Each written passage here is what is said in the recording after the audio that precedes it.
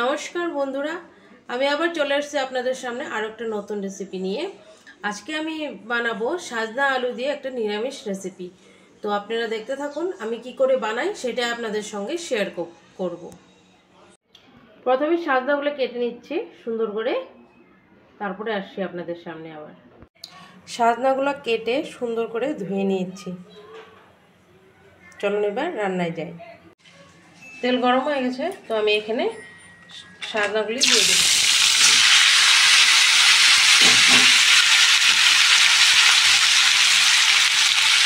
একটু ভেজে নেব সাজনাগুলি।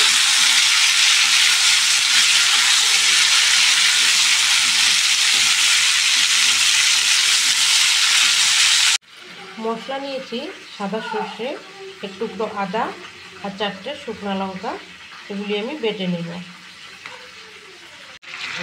একটা টমেটো দিয়ে দিয়েছি। মশলা হয়ে গেছে বাটা, তো আমি এখন মশলাটা দিয়ে দেবো।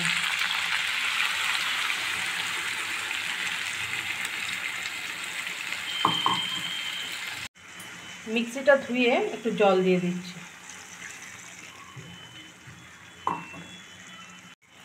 দিয়ে দিচ্ছি স্বাদ মতো নুন আর পরিমাণ মতন হলুদ।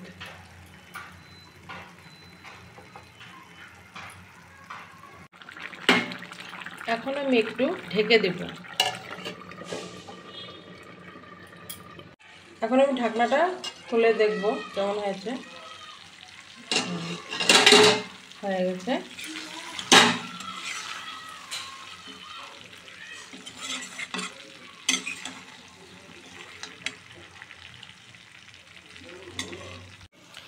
সাজনা আলুর রেসিপিটা আমার হয়ে গেছে।